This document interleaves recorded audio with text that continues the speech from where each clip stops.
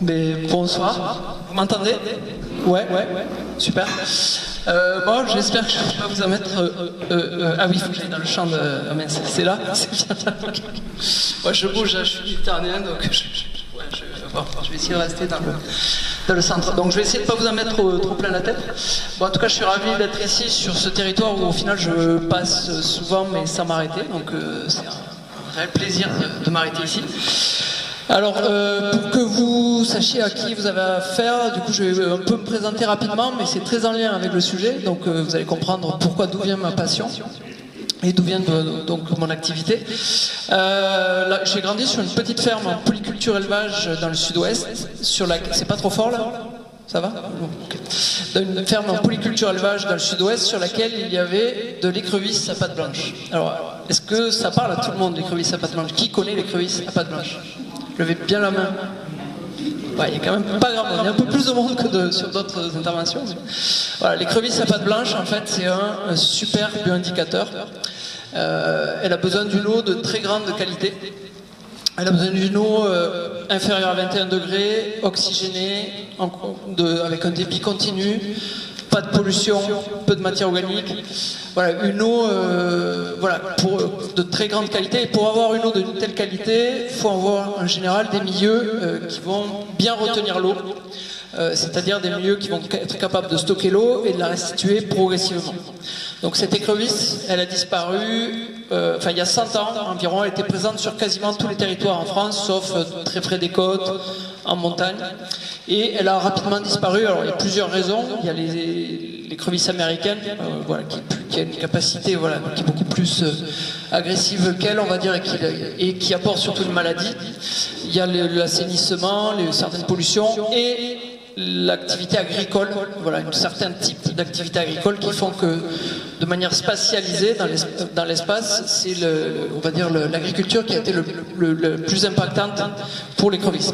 Et aujourd'hui, elle a rapidement disparu. Alors sur la ferme où j'étais, jusqu'à l'âge de 8 ans, il y en avait, on a vendu la ferme et en l'espace de 1 à 2 ans, elle a disparu. Changement des pratiques agricoles, donc les haies ont sauté, création d'un gros étang là où il y avait la source, un travail beaucoup plus agressif du sol, tout en l'espace de 2 ans, donc plus d'écrevisses. Et là, ça m'a heurté.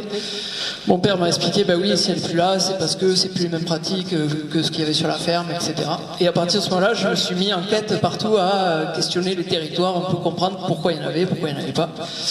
Et du coup, j'ai fait un parcours en géologie, hydrologie, hydrogéologie, agronomie, que j'ai clôturé par un doctorat à l'INRAE, à l'époque à l'INRA et aujourd'hui INRAE, où là, j'ai pris la mesure du côté bassin versant, de l'importance de tout comprendre, tout ce qui se passe à l'échelle d'un bassin versant. Alors, un bassin versant, c'est toutes les gouttes d'eau qui tombent, qui vont converger vers une même rivière, la Cèze, par exemple. Le bassin versant de la Cèze, c'est toutes les gouttes d'eau qui vont tomber à la surface du sol sur les lignes de crête, de toute la limite des lignes de crête sur lesquelles les gouttes d'eau vont aller vers l'exutoire de la Cèze. Voilà, ça c'est le bassin versant de la Cèze. Et j'ai pris la mesure de l'importance des liens entre toutes les disciplines, entre le sol, la géologie, la microclimatologie, la biologie, toutes ces disciplines, et tout est très lié. Et donc, ce qui m'intéressait, c'est de travailler là-dessus. Et donc ensuite, j'ai travaillé un peu dans la recherche et beaucoup dans le milieu associatif. Et je suis passé, depuis 15 ans, je suis investi effectivement au monastère de Solan, où c'est un lieu, c'est une oasis, c'est un modèle agricole, et j'ai travaillé 8 ans à Terre Humanisme du coup. Et là, depuis environ 15 ans, j'accompagne des projets en France et à l'étranger sur l'agroécologie, la régénération de milieux. Donc aujourd'hui, c'est un partage d'expérience.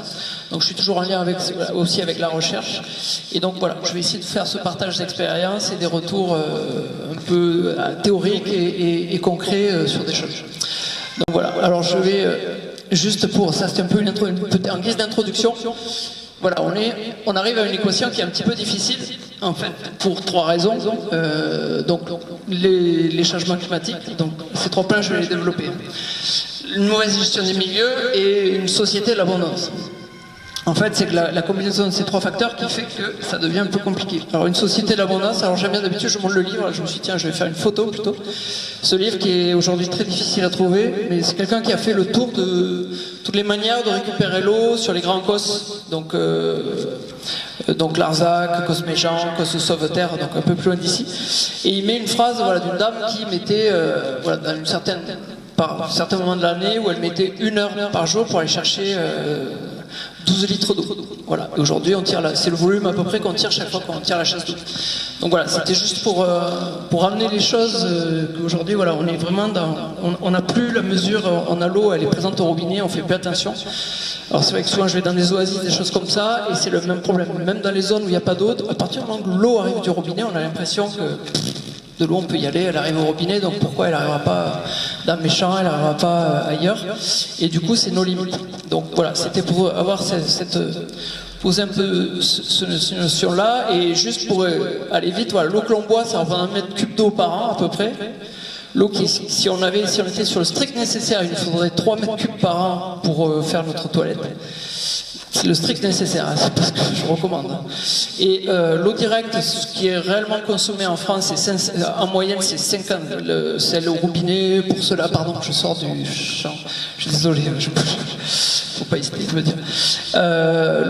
L'eau qu'on consomme, voilà, c'est de l'ordre de 150 litres par jour et par personne, ce qui fait à peu près 55 mètres cubes par an. Mais l'eau indirecte qui est cachée dans toute notre manière de consommer, c'est plutôt de l'ordre de 1500 mètres cubes par an.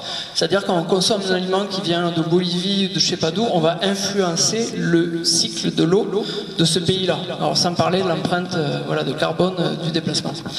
Voilà, pour vous donner une idée, en tout cas on n'est plus du tout sur les consommations d'eau des populations d'il y a 100 ans ou autre. On a un impact qui est démesuré sur la planète. Donc voilà, du coup c'est dans chacun de nos gestes et de nos actes de consommateurs qu'on peut influencer beaucoup là-dessus. Après, excusez-moi, je... Moi, l'eau, il est plutôt... L'abondance, c'est un truc inépuisable, c'est plutôt la... Oui, c'est le gaspillage, voilà, effectivement. Oui, tout à fait. Alors là, je vais vous présenter, j'ai dépouillé, là, aujourd'hui, je suis venu pour faire une étude sur la Noria, la nouvelle ferme de Terre Humanisme. Et voilà, dans ce cadre-là, je me plonge sur l'étude agroclimatique pour un peu dépouiller les données climatiques locales. Donc ce que je fais sur pas mal de projets, là, depuis 2 ans, je me suis dit, je vais faire un truc où je vais dépouiller et comprendre ce qui se passe au niveau du climat. Personnellement, au-delà des données du GIEC, j'ai envie de voir par moi-même. Donc là, je vais faire un partage de données. Donc c'est les données Météo France de la station de Gros-Pierre. Donc ces données-là, vous pouvez faire les mêmes graphiques qui sont là, si vous voulez, par vous-même. En fait, je pars plutôt sur l'analyse de données climatiques plutôt que sur les modèles. Aujourd'hui, il y a des modèles climatiques. Donc, on sait qu'on va vers quelque chose de très compliqué, mais voilà, en fonction du... plein de modèles, on ne donne pas exactement les mêmes valeurs. Après, est-ce que si le Gulf Stream ralentit, si ça accélère, enfin voilà. En fonction de ce qui se passe, on n'arrive pas au même résultat, mais en tout cas, si on regarde les données passées, au moins on peut comprendre vers où on va. Déjà. Voilà, donc c'est ce que je voulais dire, c'est que les données passées parlent. Donc là, j'ai commencé par la pluviométrie, alors là, ça c'est plutôt à peu près correct, à part les dernières années, là, mais sur les 40 dernières années, donc là, toutes les données que je vais vous présenter, c'est les 40 dernières années sur la station Météo France de Gros-Pierre. On est à une moyenne de pluviométrie de 1034 mm sur 40 ans. Donc ce qui est plutôt très correct. 1034 mm. Alors, bon, il y a les quelques dernières années, là où il y a une baisse, on voit, voilà, mais est-ce que c'est significatif ou pas? Voilà, c'est pas... En tout cas, voilà, si on regarde la courbe de tendance, elle est plutôt à l'augmentation sur ces 40 années. Donc, voilà. En tout cas, pour moi, le côté pluviométrie, alors à voir comment va se profiler la suite, mais pour l'instant, statistiquement, pas inquiétant. Pour l'instant. Par contre, ensuite, alors j'ai regardé le nombre de jours qui chaque année où on a la température qui va dépasser à un moment de la journée les 30 degrés.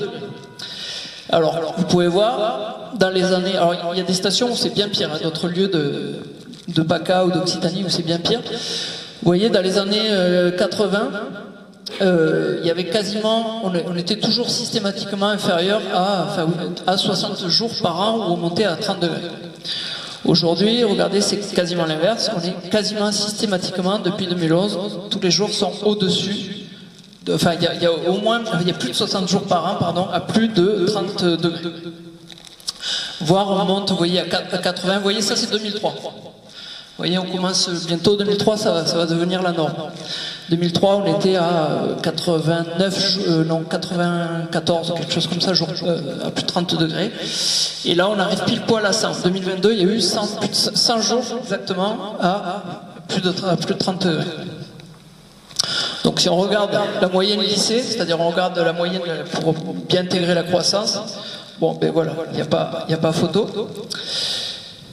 Pareil avec le nombre de jours, on dépasse les 35 degrés. Alors après, je vais vous expliquer pourquoi je regarde ces températures un peu plus loin. Donc pareil, vous voyez, au début des années 80, on avait rarement plus de 10 jours par an au-dessus de 35 degrés. Aujourd'hui, on est quasi systématiquement au-dessus de 20 jours à plus de 35 degrés, voire ici où on arrive à 46 ou 47 jours en 2022 à plus de 35 degrés. Donc voilà, toujours pareil, 2003, vous voyez, donc on se rapproche.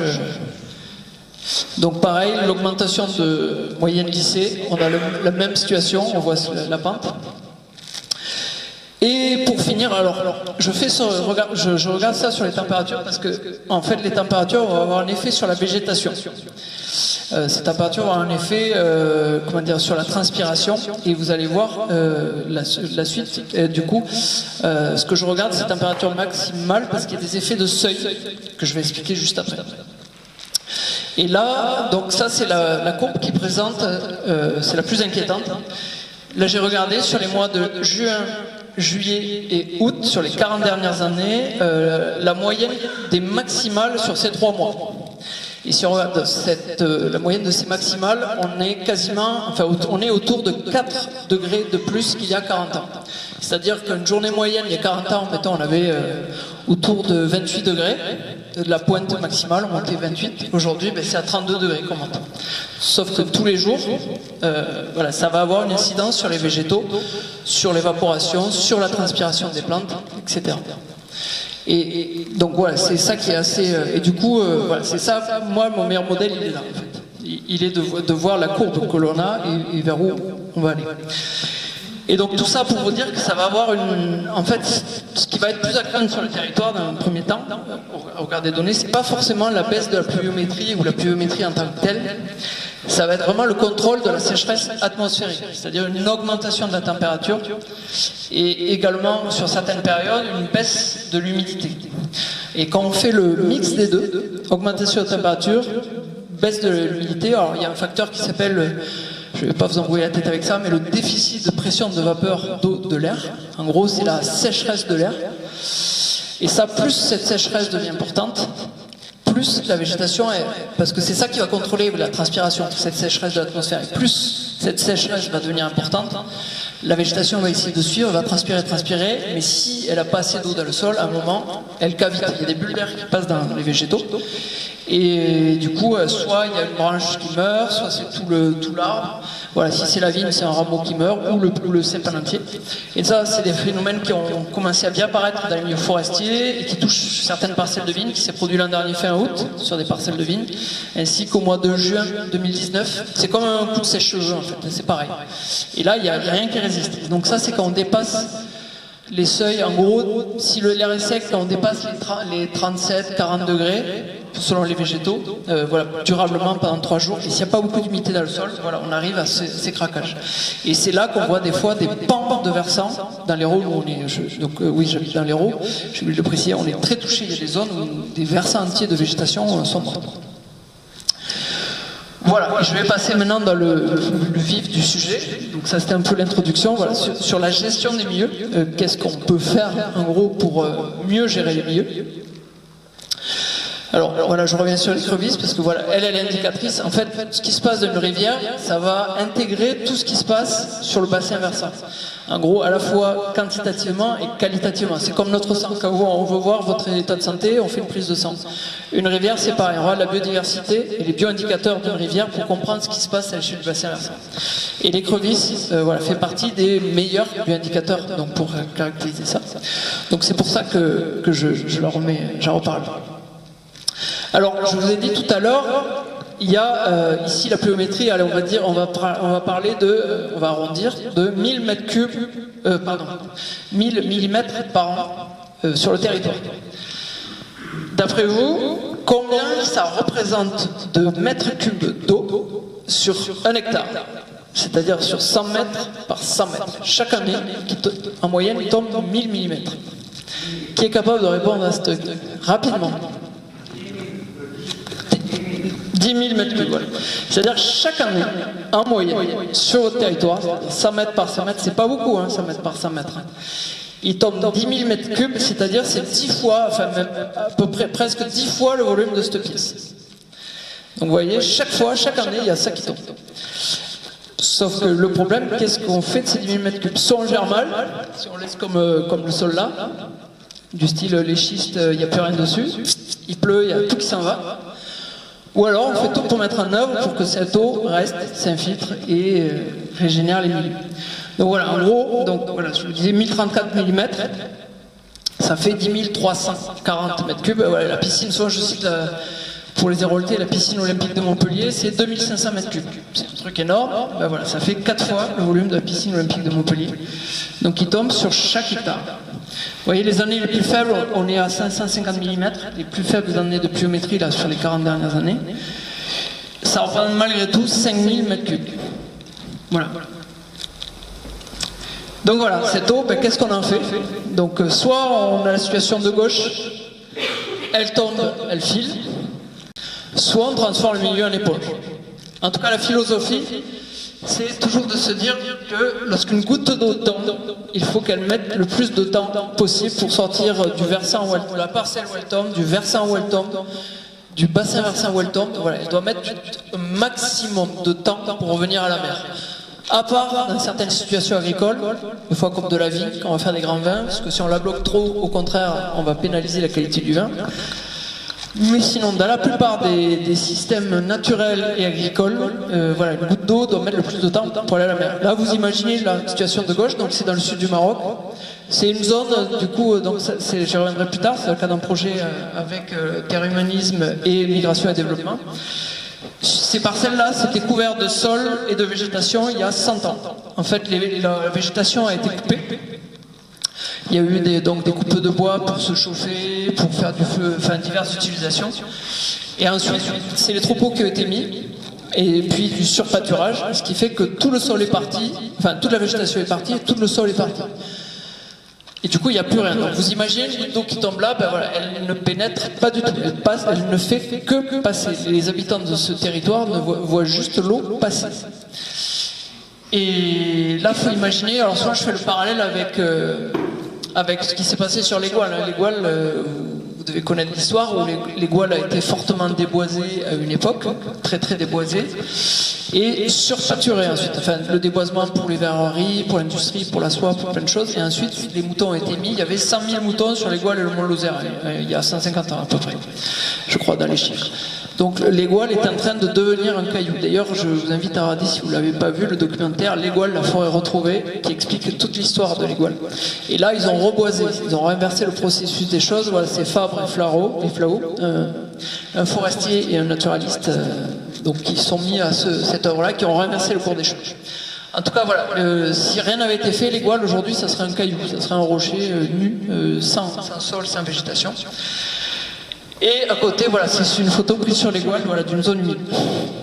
Alors, vous imaginez là, on pourrait imaginer que c'est les Cévennes, là, la partie schisteuse des Cévennes, ici à gauche.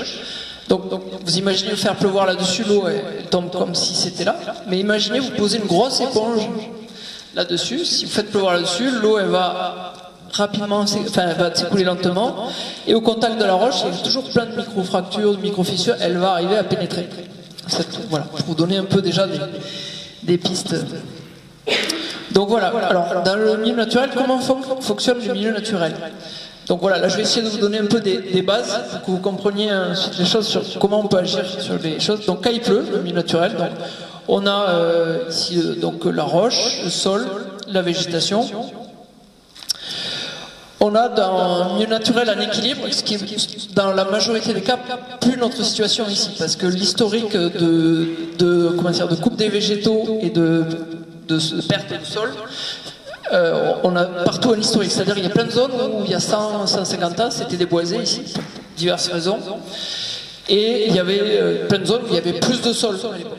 Donc une partie de ces sols est partie, aujourd'hui ça se régénère, on a des arbres qui poussent, tout ça, donc on n'imagine pas qu'à l'époque il y avait plus de sol. Mais voilà, sur ces zones, si on imagine les zones naturelles non touchées, non impactées, on a très peu de ruissellement. Le ruissellement, voilà, c'est quelque chose qui va être à l'équilibre pour alimenter les cours d'eau, mais on n'en a pas forcément beaucoup. En revanche, on va avoir beaucoup d'infiltration dans les roches et la recharge des aquifères. Donc cette eau va alimenter donc, les aquifères en profondeur.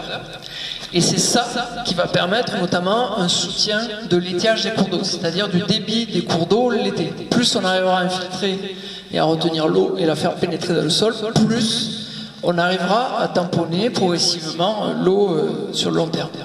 Ça, c'est les meilleures bassines qui existent, c'est ça. Voilà, elles sont là, elles ne sont pas ailleurs, voilà, petit clin d'œil.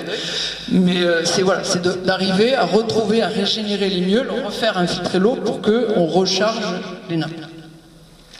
Et donc, plus on arrive à retenir l'eau, on aura plus de disponibilité pour les végétaux, les cultures, bien évidemment. Donc on aura donc de l'évaporation du sol, de la transpiration, de la végétation qui va pouvoir transpirer. Et en fait, l'évaporation de l'eau, comme elle est retenue à la surface du sol, c'est comme nous quand on transpire. Quand il fait très chaud, on transpire pour baisser notre température. Et là, c'est un peu la même manière. Cette eau qui est retenue dans les sols de la végétation, c'est la meilleure climatisation qu'on puisse avoir. Puisque ça va permettre à l'eau, en s'évaporant, en passant de l'état liquide à l'état vapeur, ça va faire refroidir l'atmosphère et le sol. Et on arrive à avoir des microclimats très favorables et donc moins chauds et moins secs. Voilà, là on est dans un fonctionnement naturel optimal qu'on devrait avoir partout. En revanche, voilà, si on est là-dessus, je prends une situation extrême, mais qu'on rencontre dans certaines zones, du coup au sud de Nîmes, ou certains versants cévenols aussi aujourd'hui. Pas à ce point-là, mais en tout cas, voilà, où on a la roche qui est mise à nu sur des versants suite à de l'érosion et du surpâturage. Là, on a... Donc, les précipitations, ben, une grande majorité va ruisseler, puisque l'eau ne peut pas s'infiltrer. Il n'y a rien qui va la faire se retenir, être bloquée en surface, et pour avoir le temps de s'infiltrer lentement. Donc, cette eau, elle file directement. La recharge des nappes, ben, il n'y a pas grand-chose. Donc les sources à l'aval, ben, du coup elles tarissent très vite, puisque l'été, enfin il n'y a pas eu de recharge des aquifères, donc l'été ben, les sources elles tarissent, voire elles disparaissent. Pardon. Ah oui, ce que j'ai parlé, oui, le ruissellement, bien évidemment. Alors ici, surtout avec notre climat, avec les pluies cévenoles, forcément, quand il pleut comme ça ravage, ça explose tout, quoi. Donc voilà, souvent les crues ne sont pas une fatalité, qu'on soit en contexte méditerranéen ou en contexte océanique ou continental. Quand on entend des zones comme dans le Nord-Pas-de-Calais qui sont inondées, c'est sûr, il n'y a plus de haies, il n'y a plus rien, les sols sont nus, donc forcément, voilà. Et on cherche à réparer, enfin, à essayer de réparer ces zones plutôt que d'essayer de comprendre la problématique à la base. Ensuite, alors là c'est sur le Larzac, un exemple, voilà, sur les milieux karstiques, qui sont, où je l'ai mis à part puisque c'est un fonctionnement qui est complètement atypique. Donc sur les milieux karstiques, donc là on a un fonctionnement qui va être très particulier. Alors souvent on dit que c'est des châteaux d'eau. Alors voilà, souvent ça fait un peu polémique, mais voilà, c'est des zones en tout cas qui permettent une grande pérennité de la ressource en eau. C'est des lieux où il y a à la fois donc différents types de galeries, des grandes galeries, des petites galeries. En fait, c'est les zones de donc toutes les garrigues, hein, les zones où il y a les gouffres, les grottes, les avennes, ces grottes de milieu sec, où des fois la roche à fleurs, voilà, où il n'y a pas de ruisseau. Donc sur ces zones-là, quand il pleut, ben, l'eau elle s'infiltre. Elle s'infiltre parce qu'il y a très peu de sol en général, et donc elle va aller recharger en particulier une zone qu'on appelle ici qui est à la surface qu'on appelle l'épicarste. C'est un peu comme un prolongement du sol, si vous voulez. Et cette zone a un rôle très important parce qu'elle va stocker beaucoup d'eau et elle va la rendre petit à petit. Et ça va alimenter progressivement ensuite un réseau de petites galeries de toute taille, de tuyauterie, c'est vraiment de la plomberie. Et en tout cas, ces zones permettent de donner de l'eau en quantité et pendant relativement longtemps et progressivement. Voilà. Et ensuite, la gestion qu'on aura de la surface permettra de jouer un peu sur la recharge des nappes et autres, et également aussi de jouer sur les microclimats. Il y a des zones où on a abîmé tous les sols en surface de ces zones, donc là il fait vite très chaud, c'est la surchauffe, et il fait vite très froid l'hiver également. Alors là, un partage d'expérience, ça je m'en suis rendu compte il y a 2 ans au sud du Maroc, parce que du coup dans le cadre de ce projet dont je vous parlais un peu plus loin, en fait l'idée c'est de trouver des bassins versants pilotes, et donc il a fallu barouder dans plein de zones de géologie différentes et autres. Et c'est il y a 2 ans, j'ai réalisé en fait toutes les sources sont en train de tarir et de disparaître au sud du Maroc, et les dernières zones où il y a vraiment des sources qui restent encore abondantes, c'est les sources karstiques. En fait, les sources de ce milieu-là. Alors pourquoi? Parce qu'en fait, même si tout a été ravagé en surface, c'est-à-dire la végétation coupée, les sols à lever, ben le sol permet de faire s'infiltrer l'eau. Donc même quand il n'y a que 200 mm d'eau qui tombe, ben cette eau elle s'infiltre quasi intégralement sur ces zones-là. Et elle ressort du coup à l'aval.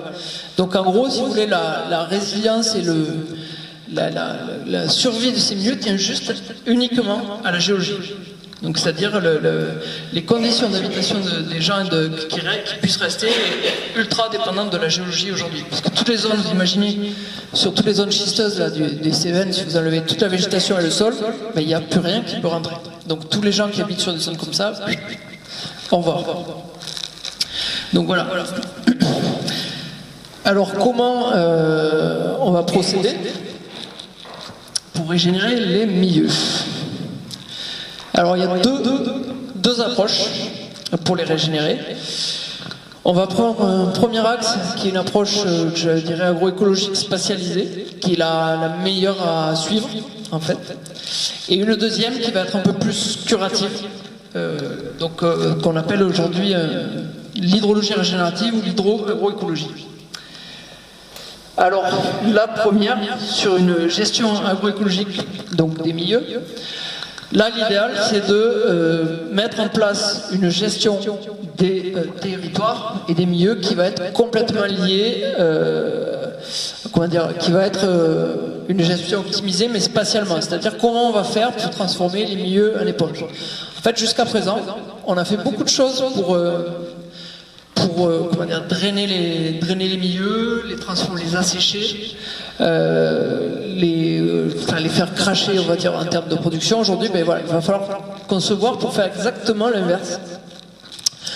Donc l'idée, c'est par exemple d'essayer, dans la mesure du possible, par rapport à tout ce que je vous ai dit avant, il y a retenir l'eau, mais un des gros facteurs, surtout ce qu'il faut avoir en tête, c'est de climatiser aussi les milieux, c'est-à-dire de faire en sorte que ces 4 degrés, on va les tamponner, là, les 4 degrés de plus en pointe.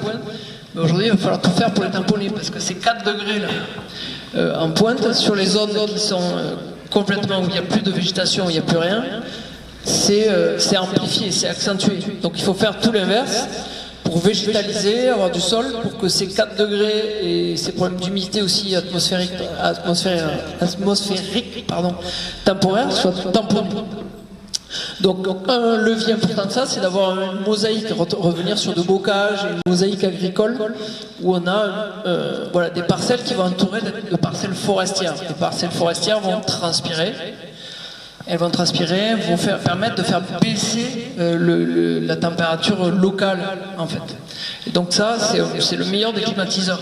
Si les parcelles agricoles sont toutes, s'il n'y a rien, s'il n'y a pas du tout de verdure, ça va être la surchauffe. Il y a beaucoup de vignobles là qui vont craquer, qui vont avoir de gros soucis liés à ce déficit de pression de vapeur d'eau de l'atmosphère, en fait.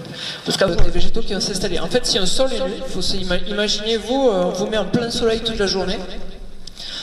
Bah déjà les UV vous allez griller complètement puisque les UV c'est ultra violent, hein, c'est un désinfectant, voilà, il y a aucun micro-organisme qui résiste aux UV quasiment, et ensuite le sol dessous va surchauffer, c'est-à-dire il va monter en température et avec les 40-45 degrés maintenant qu'on a de plus en plus régulièrement, il va monter en température jusqu'en profondeur et là tout devient à l'arrêt, tout passe à l'arrêt, le sol, les micro-organismes arrêtent de fonctionner. En revanche, si on met des couverts végétaux, c'est exactement l'inverse. Au lieu de créer la mort avec un sol nu, on va générer de la vie. En fait, chaque feuille d'une plante, il faut le voir comme un panneau solaire. Donc elle va recevoir, du coup, via la photosynthèse, elle va capter, chaque feuille va capter le carbone de l'atmosphère, va l'injecter dans le sol et va nourrir toutes les chaînes alimentaires qui sont dans le sol.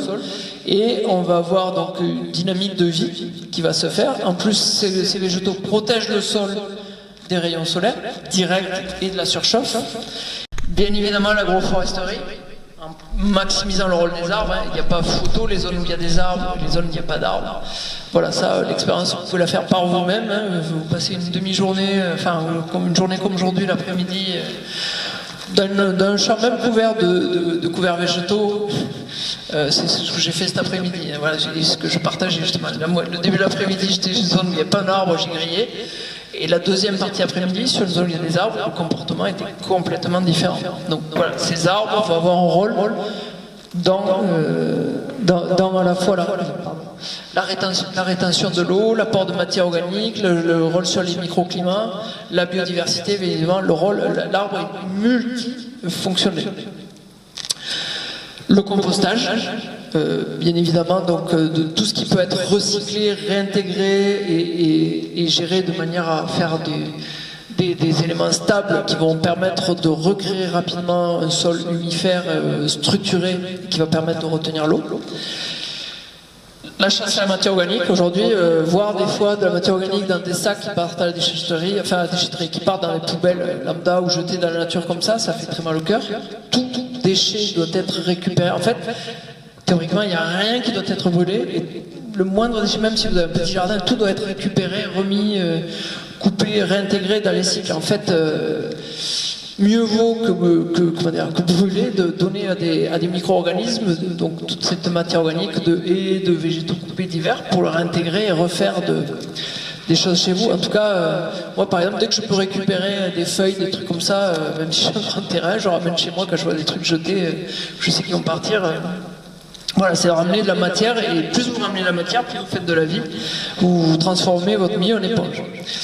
Et ensuite, un autre élément aussi qui permet de catalyser tout ça, c'est donc la litière forestière fermentée, donc aujourd'hui bien développée par Terre-Humanisme, donc en Ardèche, et du coup expérimentée sur pas mal de sites, et qui montre aujourd'hui où on accélère les choses. Alors c'est quoi? C'est, en gros, je caricature, mais vous prenez les micro-organismes qui sont en forêt,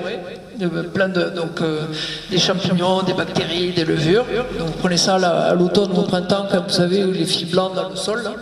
Vous mettez ça avec du sucre lent, des sucres rapides, des bactéries lactiques, en anaérobie pendant 1 mois. Faites se multiplier tout ça, et en gros, voilà, le but c'est de les multiplier. Après, vous mettez ça dans de l'eau. Enfin, je vous passe les trucs, mais c'est pas compliqué à faire. C'est juste là à dire, c'est un peu compliqué, mais à faire. Et vous pulvérisez ça sur vos sols, sur vos végétaux, et en gros, vous allez accélérer tous les processus de vie dans le sol sous réserve qui est la matière organique. Voilà, vous allez donner, en gros, vous allez donner plein de petits animaux pour qu'ils dégradent tout ça, qui transforment cette matière organique et qui structurent le sol. Donc voilà, quand vous mettez tout ça bout à bout, pendant des années, vous arrivez à faire un milieu qui va être très spongieux.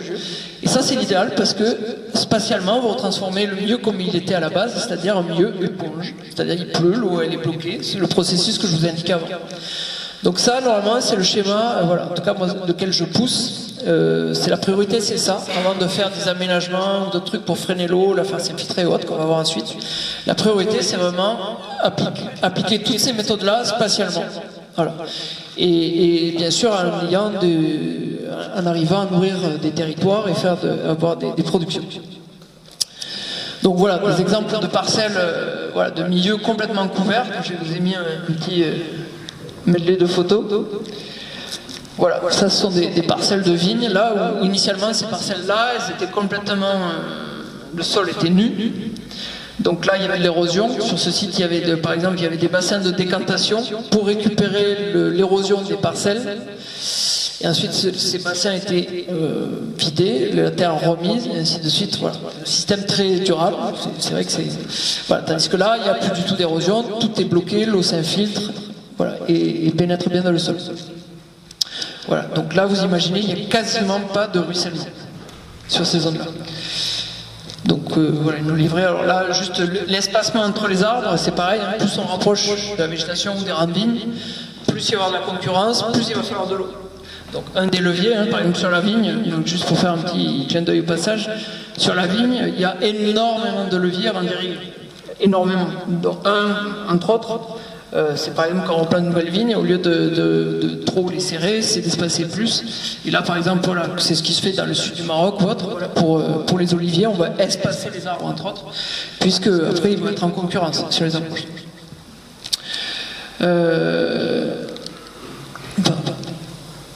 Oui, et ça sur zone karstique, voilà, j'ai mis ça, en fait c'est pour aussi dire sur zone karstique. Voilà, si on met trop de végétation, qu'on a trop de sol, on va beaucoup impacter aussi le recharge des nappes et tout ça. Donc le compromis sur zone karstique, c'est d'inclure aussi l'animal dans la boucle et de jouer sur le mosaïquage des milieux. C'est-à-dire on va avoir des zones pâturées, des zones boisées, pour jouer en fait sur la quantité de lumière et de soleil. C'est-à-dire sur des milieux, il faut qu'il y ait à la fois de la lumière qui arrive au sol pour faire du fourrage, faire de l'herbe, pour régénérer les sols. Mais il faut qu'il y ait de l'ombre pour que cette végétation ne grille pas non plus. Donc il faut trouver un équilibre subtil entre les zones ouvertes et les zones fermées. Soit on parle de peau de léopard, d'aménagement des territoires en peau de léopard. Et là-dedans, le mouton, la chèvre, voilà, la vache peuvent être bien indiqués en gérant bien en termes de charge à l'hectare. Voilà, donc l'animal a aussi très fortement son rôle dans la gestion des milieux. Et alors le deuxième moyen de régénérer les milieux, qui est aujourd'hui très à la mode, on en parle beaucoup, de l'hydrologie régénérative ou de l'hydroagroécologie, est plus secondaire, on va dire, c'est plus... Enfin voilà, pour moi la priorité elle est vraiment sur gérer spatialement, c'est-à-dire comment on gère les milieux de manière optimale. Et quand ils sont soit qu'on veut accélérer les choses, soit qu'ils sont trop dégradés, on peut passer sur de l'hydrologie régénérative ou de l'hydroagroécologie. Voilà. Alors on peut également, même s'ils ne sont pas dégradés, on peut se dire ben voilà, on va anticiper, on va accélérer les choses, mais il y a d'autres leviers plus doux en amont. Alors tout ça pour comprendre les concepts. C'est juste pour montrer voilà, une zone qui a été, c'est un sillon, je ne sais pas pourquoi il a été fait, mais c'est dans le sud du Maroc. Et ce sillon, ben voilà, il est juste là, ça fait 13 mois qu'il n'a pas plu sur cette zone. Bon, la photo date d'avant, mais voilà, il y a eu un peu de pluie, donc c'est des pluies des fois, enfin, il y a des années à 50 mm, d'autres à 200, d'autres à 250, enfin, c'est très variable. Mais la pluie s'est accumulée dans ce sillon et vous voyez, ben là, il y a un peu de fourrage. Et ça permet, c'est juste pour que, vous imaginez, le moindre fait qu'on puisse retenir de l'eau sur de la microtopographie comme ça modifie très vite la capacité, la production de fourrage, la production de biomasse. Donc voilà, pareil, vous voyez, c'est juste un sillon, l'eau a pu être bloquée, s'arrêter, et voilà, dans l'espace, ça fait des motifs spatiaux aléatoires comme ça qui sont... Voilà, c'est peut-être quelqu'un qui est passé, qui a traîné, parce qu'il y a quelques tracteurs dans la zone, un truc qui a traîné, qui a fait ce sillon, ou je sais pas, et voilà, en tout cas. Et donc ça, c'est inspirant, si vous voulez, pour les mécanismes qui suivent. Donc je vous disais, pendant longtemps, on a fait une agriculture dont le but était de drainer, d'assainir les parcelles. Voilà, on voulait, parce que bon, effectivement, la pluie était abondante, on avait des périodes plus humides, etc. Bah, aujourd'hui, on fait quasiment l'inverse pour tout, à part pour certaines cultures comme la vigne, quand on veut faire du bon vin. On va plutôt être dans des situations où on va retenir l'eau. On va tout mettre en œuvre pour retenir l'eau au lieu de drainer. Et donc là, pour ça, on va avoir une agriculture qui va être basée sur ce qu'on appelle des baissières. C'est comme des fossés, mais sur les courbes de niveau. Donc je vais y revenir juste après. Des mares et de la conservation de l'eau dans l'espace. C'est-à-dire on va tout mettre en œuvre, on va se faire des chasseurs d'eau. Bon, il faut bloquer l'eau sur le territoire. Et alors les baissières, ce que je vous disais, c'est des aménagements, c'est un fossé. Le but d'un fossé, c'est d'évacuer de l'eau, de l'amener d'un point A à un point B le plus vite possible. Vous savez, je vous disais tout à l'heure, il faut que l'eau mette le plus de temps possible pour aller à la mer. Ben, les fossés, le but, c'était d'amener l'eau le plus rapidement possible, faire l'évacuer vite. Là, les baissières, c'est exactement l'inverse. C'est comment on bloque l'eau sur une courbe de niveau, on la fait se retenir. Et du coup, l'eau, en étant bloquée sur la courbe de niveau, va s'infiltrer lentement. Et elle va permettre non seulement de stocker plus d'eau, mais en plus d'accélérer la régénération des sols à l'aval de zones où elle est stockée. Voilà, en gros, le profil d'une baissière dans la topographie, dans la pente où l'eau arrive, elle descend, hop, elle est bloquée, puis elle va s'infiltrer. Et là, donc ces zones-là, le sol va très vite se régénérer. Donc voilà un exemple de baissière au creusement. Et quelques années plus tard, voilà, 4 ans plus tard, donc là elle est pleine d'eau mais on ne voit pas.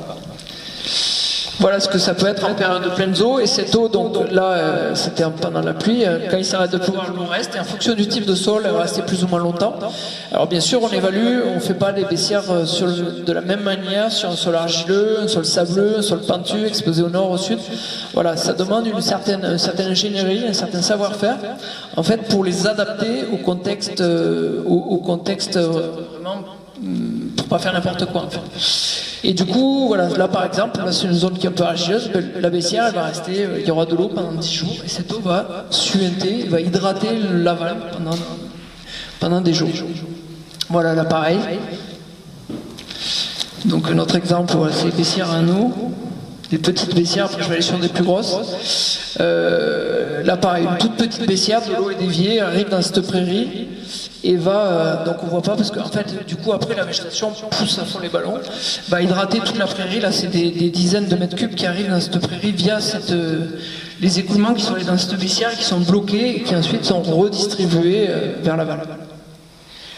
Voilà, là c'est juste une photo d'un chemin, en fait c'est le hasard, là il y a un fossé qui a été fait initialement pour drainer. Mais aujourd'hui ce fossé il s'est colmaté, il y a des frênes et autres qui ont poussé dedans.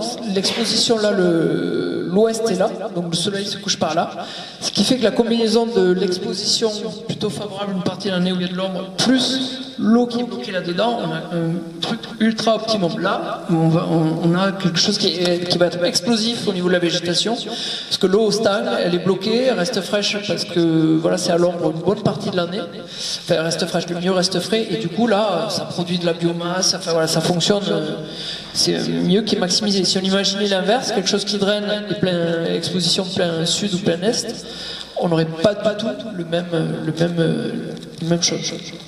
Voilà une parcelle où là, c'est un peu, ça c'est le Graal de la haie, ça c'est une haie, ce que vous voyez ici là. Là c'est une haie, et en bas il y a un fossé. Et ce fossé en fait a permis à la haie de s'implanter, de grandir et d'exploser. Dès qu'il pleut, l'eau stagne dans cette baissière. J'ai dit fossé, mais c'était un fossé mais qui s'est transformé en baissière. Et la végétation, du coup, elle boit tranquillement. Et donc vous allez voir plus loin dans notre contexte. Là, pareil, parcelle de vigne où au final elles sont les rangs sont sur les courbes de niveau. Et là, ça fait des marches. Vous avez les vignes qui sont, chaque rang ça fait ça en fait. Et du coup l'eau quand il pleut, donc non seulement là il y a du sol, c'est vraiment du sol très humifère, là il pleut, l'eau va tomber, mais c'est un filtre, il n'y a plus de ruissellement. Ça c'est une parcelle qui était comme ça à l'époque, où il y avait le sol nu, voilà, pas de, enfin, l'eau n'était pas retenue, donc il y avait l'eau et l'érosion qui avait fait, voilà, et le sol qui partait. Voilà, là une situation où des sols très dégradés et voilà, un fossé qui est transformé en baissière par exemple, en mettant des choses au lieu qu'initialement l'eau était évacuée, là maintenant l'idée c'est de la bloquer et de faire régénérer ça, c'est-à-dire on va bloquer l'eau et en plus on va mettre des végétaux et des noyaux. Donc le fait que ce soit humide, ça va permettre à ces végétaux, ces noyaux de démarrer, et les végétaux qui sont là vont protéger, alors encore tout n'est pas fini là. Vont permettre aussi aux oiseaux de venir amener des graines et faire de régénérer une haie naturellement sans... Oui. Oui, avant qu'il y ait eu la pensée unique où il fallait éliminer l'eau au plus rapidement possible, il y a nos ancêtres du 17e siècle, qui ont monté dans les Cévennes des tankas, je ne sais pas si vous connaissez le principe. Tanka, non. Alors le tanka, vous avez un ravin au fond, Donc c'est un oued quand il pleut. Vous montez un mur à pierre sèche perpendiculaire au courant. Donc l'eau en passant entre les pierres va être freinée et va déposer. Donc en plus, ça permet de retenir de la terre, de libérer des terres arables. Oui.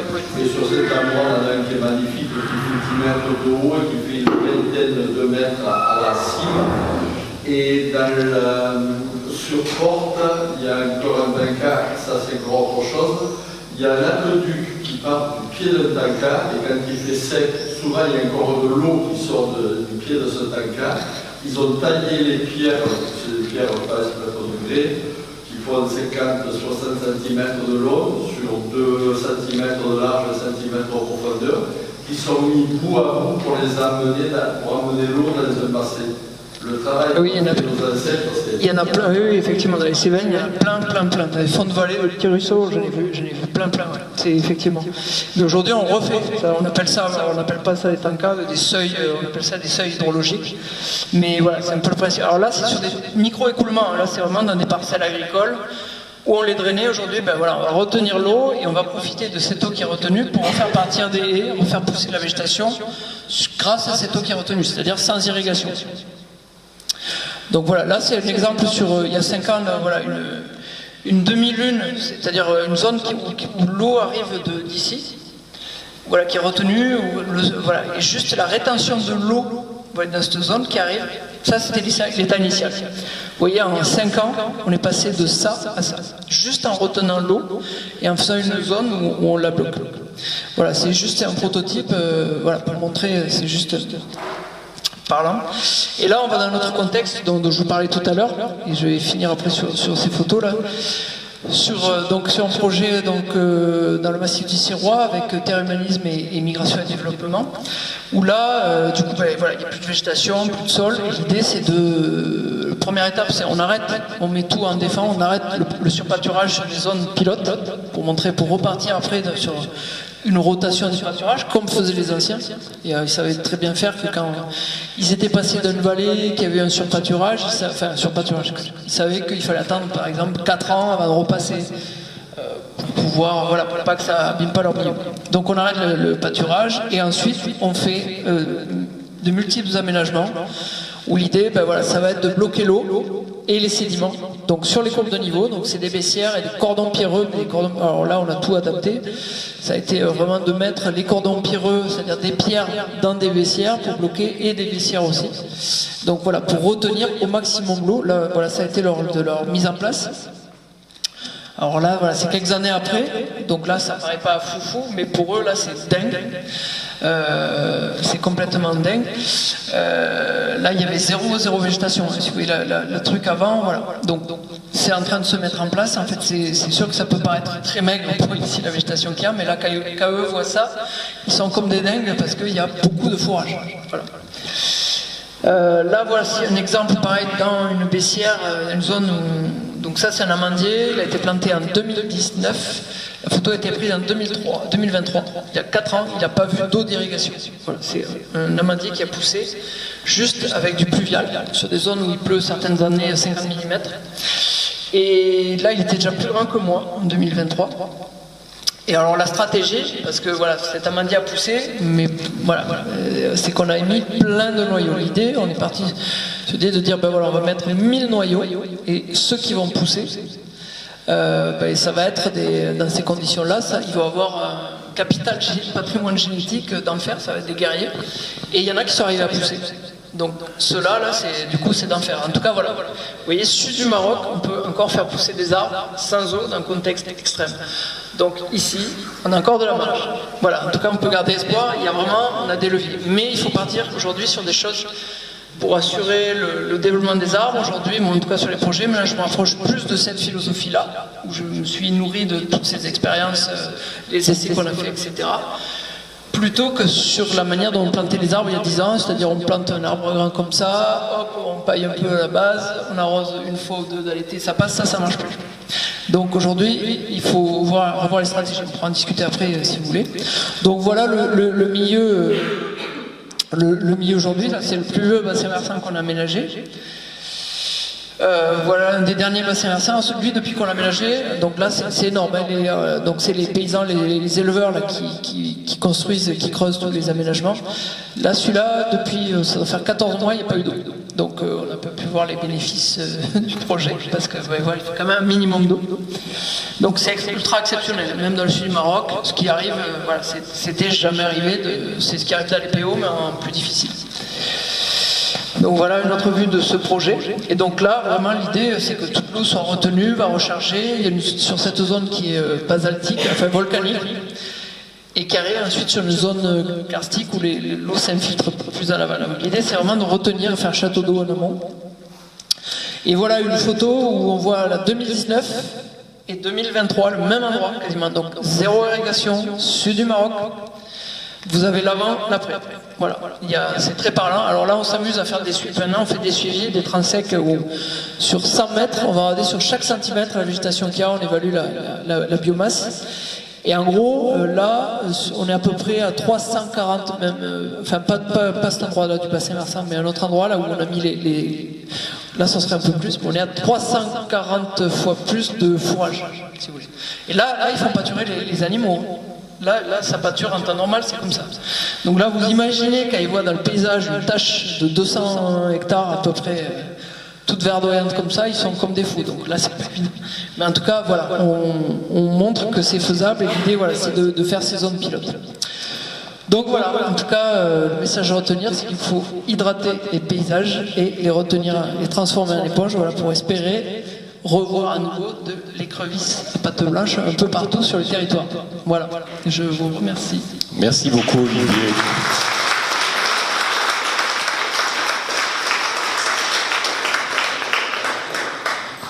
Merci beaucoup, c'était très clair, très démonstratif, et je retiens quand même qu'il y a encore de l'espoir.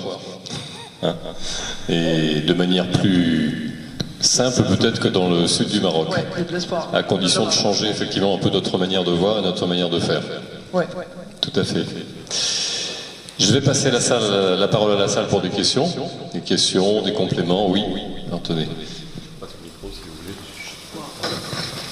Ouais, que ce soit bonjour, que ce soit dans le sud Maroc pour le surpâturage ou pour quid de ce qui est, de tout le facteur humain, de tout ce qui est donc, sociologique, politique, culturel, qui va faire que très clairement, je ne parlerai pas du Maroc, mais chez nous par exemple, quand un paysan plante il y a une liberté de planter certaines cultures en fonction du marché, des aides PAC, etc. Et du coup, pour gérer un bassin versant, sur la 16, il y a peu d'agriculture en fait, parce que, en aval oui, mais un peu, mais au-delà de Saint-Ambrois, il n'y en a pas tant que ça, mais il y a peu de terre plate. Mais ça, c'est une question. Moi là, par contre, en France, ça me paraît compliqué au niveau de les espèces d'une organisation spatiale de la captation de l'eau avec différents agriculteurs, différents acteurs territoriaux, collectivités et usagers. C'est pas du tout impossible. Et puis il y a déjà des outils des institutions, ou pas des institutions, mais des statuts, quoi, justement, comme le SCOT ou quoi. Mais c'est complexe. Ça demande du temps. C'est sûr. Du coup, ma question, c'est est-ce que tu as connaissance de, je te tutoie, mais est-ce que tu as connaissance d'endroits en France où il y a comme ça une gestion collective? Quand je dis collective, c'est de différents types d'usagers, de collèges d'usagers, d'utilisateurs, de professionnels, de la ressource en eau qui transforme le paysage. Non, malheureusement, il n'y a pas. Et c'est toute la difficulté. Et c'est pour ça que là, au Maroc, c'est un des rares exemples à cette échelle-là. Parce que l'ONG avec qui on travaille, Migration et Développement, est spécialisée dans la concertation. C'est une ONG de la diaspora. Et c'est leur métier de faire la concertation territoriale, mais avec des gens du cru. C'est-à-dire, c'est pas des gens de Rabat qui vont arriver au sud en costard-cravate qui vont dire faut faire ça. C'est vraiment des gens du cru, des pères, qui vont travailler, qui vont faire des allers-retours entre les pratiques ancestrales, c'est-à-dire comment vous gérez les trucs, tout ça. Donc du coup ils retrouvent par exemple des cris écrits sur des peaux de gazelle qui disaient quand les moutons sont passés là, il faut pas qu'ils repassent pendant 4 ans, des choses comme ça. Tout ça, c'est de faire travailler dans un lieu qu'ils ont créé, qui est innovant, qui s'appelle les espaces de concertation. tout le monde est mis autour de la table, donc les femmes, ce qui est assez important parce que c'est assez rare au Maroc. Les femmes, donc tous les éleveurs, les nomades, enfin voilà, tout le monde, les jeunes se mettent autour de la table, voilà, et c'est d'arriver à trouver des compromis et de dire ben voilà, ok, on est prêt à se lancer sur un projet innovant pour essayer d'aller vers l'avenir et faire quelque chose pour nos enfants. Donc voilà, mais c'est un gros travail. En France, c'est le gros billet de travers. Moi, je m'y casse les dents depuis des années sur cette histoire de concertation. Voilà. Mais après, l'agriculture, c'est un autre truc. L'État pourrait orienter les choses. Oui, je voudrais dire qu'ils n'ont pas le choix dans cette situation-là, parce qu'il n'y a plus d'eau. Oui. Et la question que je voulais poser, c'est que est-ce qu'il y a des études qui montrent qu'il y a des plantations pour les agriculteurs qui consomment beaucoup moins d'eau que d'autres, quoi. Parce que c'est pas du tout appliqué, ça. Mais, comme le maïs. Dans notre contexte où... Mais oui, en fait, parlons de l'eau. Oui. Non, mais il y a pour tout, en fait. Mais en fait, il faut changer de vie. En fait, souvent la réponse, elle n'est pas que technique ou que génétique, ou qu'elle est vraiment globale. Il faut repartir sur le qu'est-ce qu'on consomme, d'où ça vient, à quoi c'est nourri. Mettons du bétail qui est nourri avec du soja ou du maïs, de l'ensilage, etc. Une vache, par exemple, c'est à l'herbe. Une vache, voilà, aujourd'hui, de plus en plus de jeunes refont de l'élevage plein air intégral, mise bas extérieur. Il n'y a plus du tout de maïs ou quoi que ce soit. Aujourd'hui, voilà, de plus en plus. Donc une vache, c'est nourri d'herbe. Après, on va mettre une vache en contexte méditerranéen sur 10 hectares. Voilà, ça, tout le monde n'a pas ça en tête, mais voilà, après, c'est le cahier des charges. Donc tu veux 20 vaches, ben, c'est 200 hectares de suite. Donc ça, et ensuite, il y a déjà ce côté comment on consomme et voilà comment sont organisées les filières, et ensuite c'est global, c'est-à-dire comment on va retaper le sol, toutes les choses que j'ai dites. Effectivement, je n'ai pas évoqué la semence, mais comment on va utiliser, par exemple, si on fait du maïs, il y a des maïs qui consomment très peu d'eau. Si on fait des céréales, peut-être avoir moins de rendement, mais il y a des céréales qui tiennent avec des quantités d'eau très faibles. On va décaler aussi les cycles sur la saison. On va faire peut-être ici des cultures plus méditerranéennes et plus protéinées, comme le pois chiche, la fève. Il y a plein de cultures qui vont se prêter à notre territoire. Donc voilà, on réoriente les cultures. Tout ça, techniquement, on le sait. C'est après plutôt comment on arrive à se mettre en marche, comment on accompagne la profession agricole. Voilà, comment on accompagne la vigne, par exemple. Soit je parle de la vigne, parce que c'est le plus clivant en ce moment, et voilà, donc la situation de l'Hérault que je connais bien. Voilà, beaucoup de vignerons ou viticulteurs, on va dire, donc font leur vigne, ils sont piégés dans leur... alors c'est à peu près les mêmes ici, ils sont piégés dans leur système, ils ne savent pas comment sortir, ils amènent à la cave, ils sont mal rémunérés, ça part en distillation. Souvent ils n'ont pas le temps, donc ils traitent comme ils peuvent, donc ils irriguent pour faire du volume, pour avoir un peu plus d'argent. Sauf qu'on sait faire complètement différemment, mais au lieu de... Voilà, après c'est une volonté, soit on oriente sur une solution où on maintient ce système-là sur le type de vigne, le mode de conduite, sur l'irrigation, sur les débouchés. C'est l'État. Ah oui. Voilà, et on fait des bassines pour alimenter tout ça. Soit on accompagne les vignerons sans baisse de revenus, techniquement à améliorer leur sol, à conduire différemment la vigne, à valoriser différemment. Ou se réorienter sur notre culture. Et l'État a les moyens. Il y a des moyens, les départements, les régions, l'État, comme met tout bout à bout, l'argent il y est, quoi. C'est juste une volonté politique. Pardon ? Ah non, mais ils le font pas. Mais il y a de l'argent.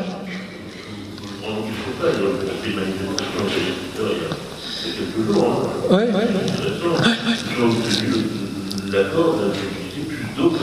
Mais oui. Mais parce que le problème, c'est que c'est ce qui nous envoie au casse-pied. En fait, c'est comme la clé. Seul, je peux dire ce que je veux, justement. Mais voilà, en fait, c'est qu'aujourd'hui, le problème, c'est que... J'ai perdu le fil de ce que je voulais dire par rapport à ça, mais c'est que... Pardon, attendez, je retrouve le fil. Alors, je peux rebondir un peu pendant que tu retrouves ton idée. Je peux rebondir un petit peu par rapport à l'association, par rapport à TECC. Ce que nous faisons, c'est effectivement essayer de sensibiliser tout le monde, à la fois les citoyens, mais aussi le milieu politique, à ce genre de choses. Si on organise des réunions publiques, des consultations citoyennes, c'est justement pour faire remonter les aspirations de tout le monde et les retransférer.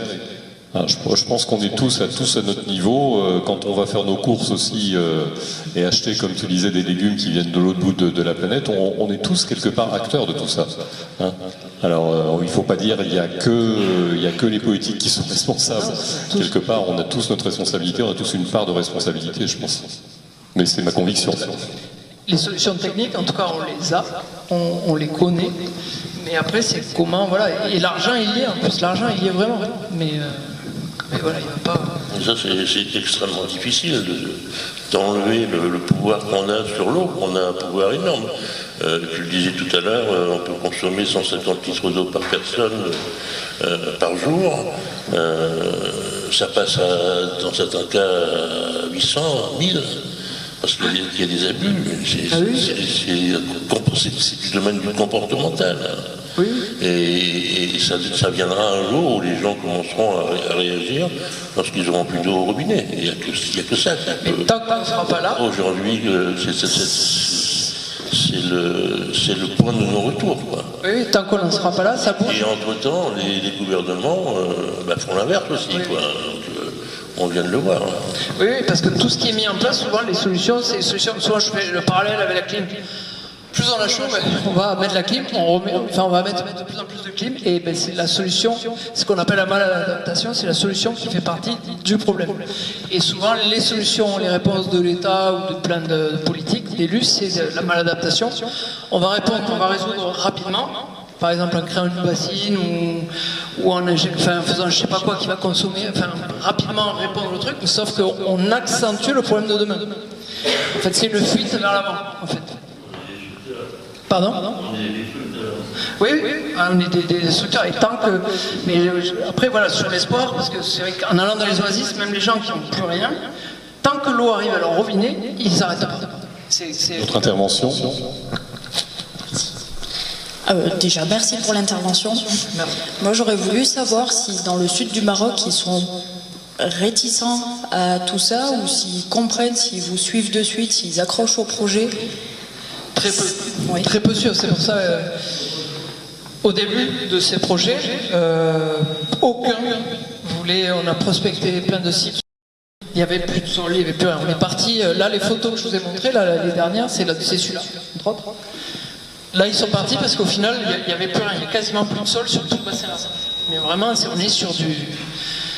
Et au final, ils se sont dit, on a plus rien à faire. J'ai analysé comme ça, parce qu'on franchement, on arrivait avec des trucs où on s'est posé des questions, comment on rémunère, etc., pour faire aménager tout ça. Donc, on les paye pour faire les aménagements. Donc, sa machine, l'idée, c'est que pelle, pioche soit reproductible. Et on ne paye pas les paysans directement, on paye les associations villageoises, pour que ça paye aussi les femmes qui sont dans l'arrière-fond, qui font les repas, le thé, etc. Mais ça a été très très compliqué, cette histoire. Voilà, ils sont très réticents au changement, très très réticents. Même après avoir vu l'évolution. Ouais, c'est encore partagé. Ah non, mais toutes ces zones, et nous c'est pareil, je vois le... Une autre remarque. Oui.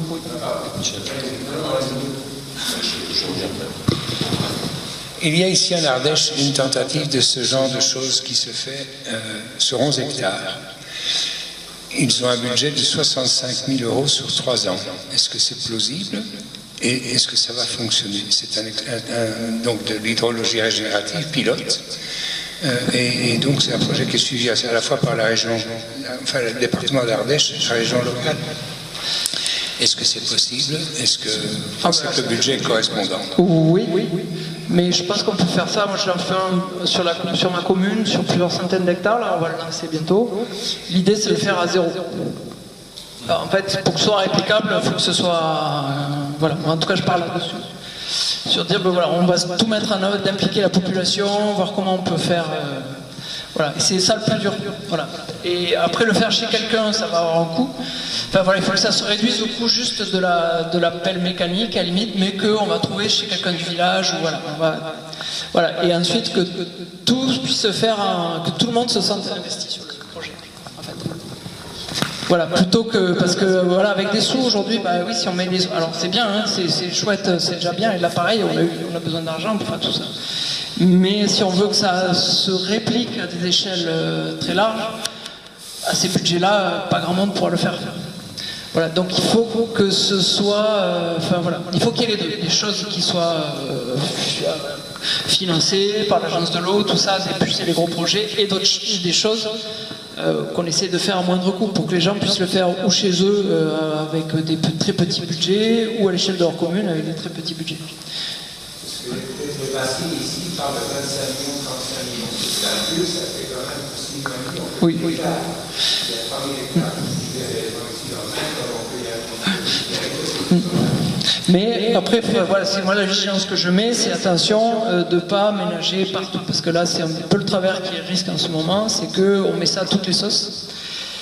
Et au début c'est enthousiasmant, mais sauf qu'il y a des zones où il n'y a pas forcément besoin. Il faut d'abord passer par les premières étapes, de régénérer les milieux spatialement. Et si ça ne suffit pas, voilà, parce que c'est quand même un impact sur le milieu. Pardon ? Si, mais alors souvent, parce que le risque c'est après, c'est que... Si, ça... Oui, et si on fait ça, c'est qu'on peut se dire, ben voilà, on a des mauvaises pratiques, ça filtre pas, pouf, on fait des... Dans le cadre où il y a aussi des actions au niveau des consommateurs.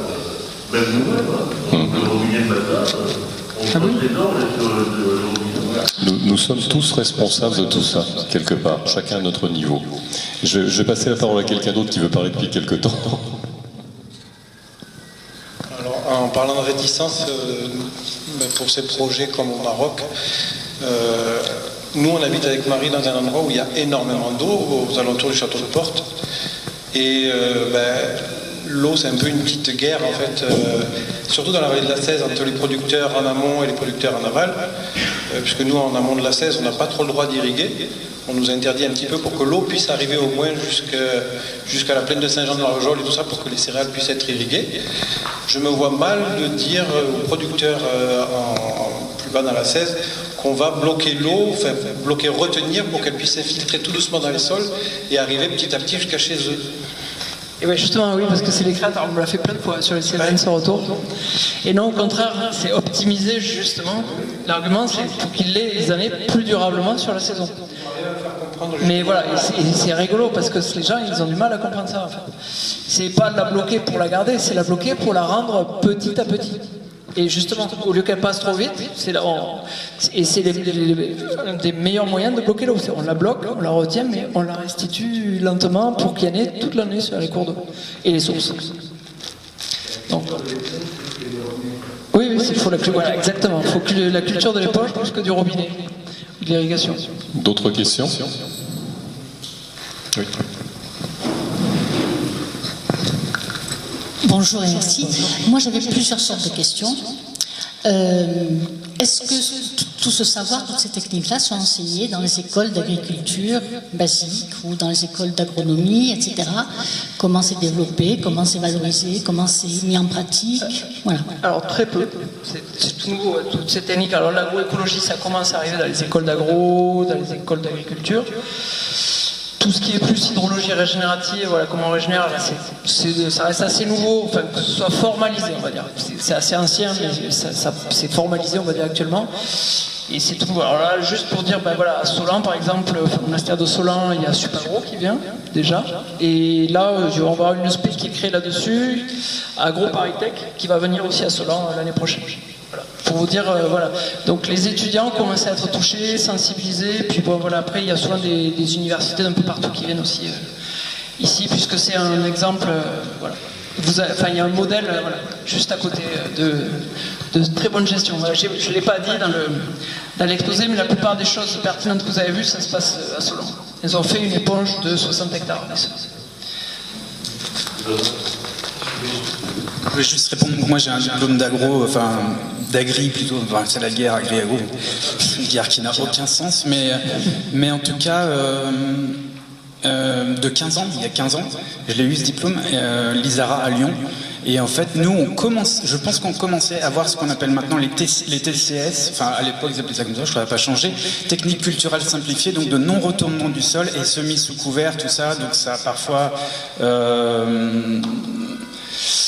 ça peut impliquer pour certaines cultures, quand on laisse des cultures en place, des pesticides, à l'époque du glyphosate entre autres. Mais enfin, en tout cas, c'était ça ou pas, hein, ça dépend de ce qu'on fait. Des fois, c'est des doubles cultures avec des durées de j'ai oublié tout ça hein, personnellement, mais ça se faisait. Et d'ailleurs, je me demandais où ce truc-là en est en France. Des années après, j'ai vu un papier à la Chambre d'agriculture qui promouvait ça.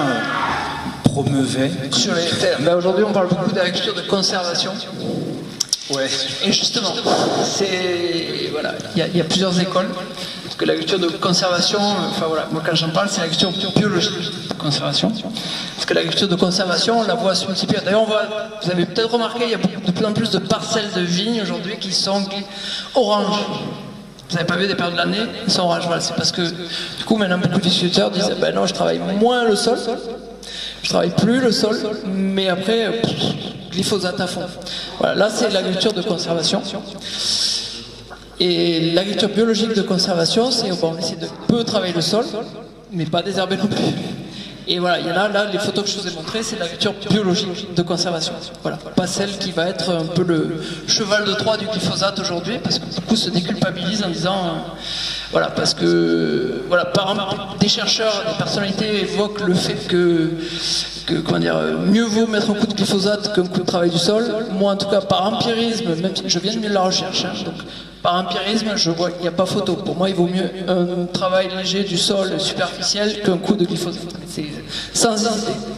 Voilà. Et puis, vous avez vu cette tranchée, il faut le reconduire. Même sur le même terrain, c'est évident que les trouver une solution qui est intéressante sur le paradis. Il faut l'appliquer, quoi. Oui. Mais on réplique, c'est le but, c'est de répliquer toutes ces choses. C'est de répliquer, et voilà, peut-être que vous allez répliquer vous aussi ce soir, enfin, ces jours prochains. Pour compléter par rapport aux écoles et au cursus agricole, maintenant c'est à la mode les engrais verts. Donc c'est cultiver de la matière et de la restituer au sol. On le voit beaucoup dans les vignes maintenant. Donc voilà, c'est une autre manière à la mode en ce moment aussi. Alors moi, c'est vrai que j'ai pas employé le terme engrais vert, parce qu'engrais vert, ça fait se focaliser que le côté fertilisant, alors que c'est couvert végétal, c'est le côté engrais vert, mais en plus ça va être pour la biodiversité, pour l'érosion, pour pour la rétention, enfin pour plein de choses. Une ou deux questions peut-être.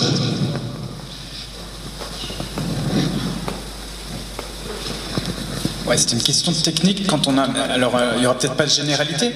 Moi, j'ai un broyeur. Je suis plutôt porté sur les fruitiers et les arbres que le maraîchage, enfin le potager, quoi. Et je suis pas producteur, hein, c'est pas mon...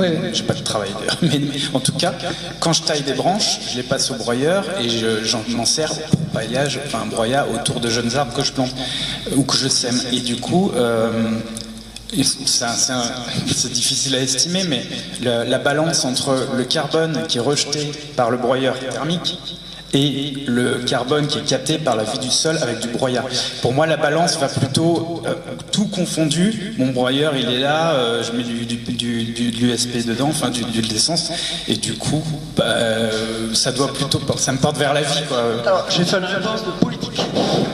Je vais répondre ni à l'un ni à l'autre, je vais dire, ben non, faut pas broyer. Il faut trouver des alternatives au broyat.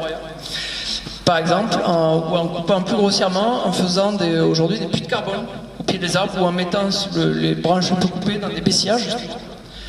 L'eau plus, mélanger à de l'eau et un peu de sol et à des micro-organismes, ça va se dégrader et il vaut mieux donner ça à manger à des micro-organismes. Parce que c'est vrai que quand on utilise un broyeur, aussi gros soit-il, quand on voit pour faire 1 mètre cube de broyat, le bordel, ça pue, ça fait du bruit. Ça dure pendant un moment pour faire un tas énorme, enfin juste 1 mètre cube de broyat. Et l'empreinte pour fabriquer le truc, parce que souvent par exemple une voiture, plus que sa consommation en pétrole, c'est la fabrication de la voiture qui est impactante. Et c'est un peu pareil pour le broyeur. En fait, voilà, et aujourd'hui les végétaux, en fait, tout comme je broie rien, je sur à broyer, et je trouve des techniques, voilà, pour inoculer de micro-organismes et d'humidifier, mais je prends du sol de la litière que je jette sur les tas de branches, on mouille un petit peu et ensuite ça va se dégrader. En fait, ces tas, au lieu de les broyer, vous les mettez à l'ombre d'arbres, de fruitiers par exemple, pour qu'ils se trouvent bien à l'ombre. Donc vous broyez, vous coupez un petit peu plus fin les branches de dessous, plus grossières dessus, et en fait ça va faire des zones très ombragées, très humides, où le carbone de dessous va se dégrader. Et en fait, l'été, l'arbre aura un puits de fraîcheur et de carbone, enfin plus d'eau et de fraîcheur de carbone. Et du coup, aujourd'hui, c'est en train d'être démontré, ça permet à des arbres de vraiment franchir des périodes très difficiles. Et ça évite de broyer. Voilà. Donc, moi, j'ai du mal. Alors après, je comprends qu'on broie, voilà, pour des agriculteurs qui ont plein de surface. Voilà, c'est pas une critique, mais en tout cas, quand on peut faire ça, et moi, sur les projets que j'accompagne, je pousse qu'on fasse 100. Et je trouve que c'est génial, voilà, de faire travailler le vivant plutôt que le pétrole. Alors je crois que c'est un sujet dont on pourrait parler toute la nuit, mais on va peut-être pas prendre toute la nuit, bien que ce soit très intéressant. Est-ce qu'il y a une dernière question peut-être? Oui.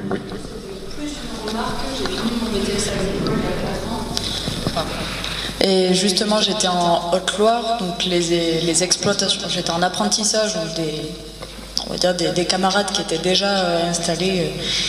Il y a beaucoup de gros céréaliers, donc qui dit gros céréaliers, dit gros tracteurs, dit rendement, dit production. Et c'est très difficile encore, même alors là, maintenant, alors qu'on a 20 ans, de les éduquer. Ah oui. Ouais. Mais ça bouge malgré tout. Ça bouge, mais on n'était pas beaucoup dans la classe. Mais ça bouge quand même. Les professeurs sont bien formés justement sur ce genre de technique et ils nous ont bien bassinés et ça a servi à certains. Ouais. Non, ça commence. Voilà, il y a des fermes modèles, voilà, il y a des gros domaines en France qui font des trucs chouettes. Ça bouge. On peut peut-être terminer sur une note positive, ça bouge. Même on peut dire que ça bouge pas assez vite, ça bouge pas assez loin, pas assez, mais bon, ça bouge. Et la preuve, et on fait bouger, et on peut tous faire bouger, et la preuve, vous êtes quand même assez nombreux ce soir, être venus, alors qu'on n'est pas forcément très très bon dans l'association pour la communication. Mais voilà, ça marche, ça bouge, et on va tous essayer de faire avancer chacun à notre niveau, et avec le petit levier qu'on a, comme tel le colibri. Voilà, merci beaucoup Olivier encore, c'était très intéressant. Merci.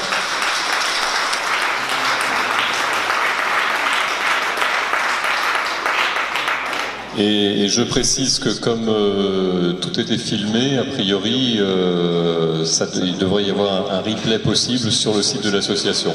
Donc on communiquera là-dessus pour revoir un peu tous ces points très intéressants. Merci beaucoup à tous, bonne soirée et au plaisir d'une autre rencontre.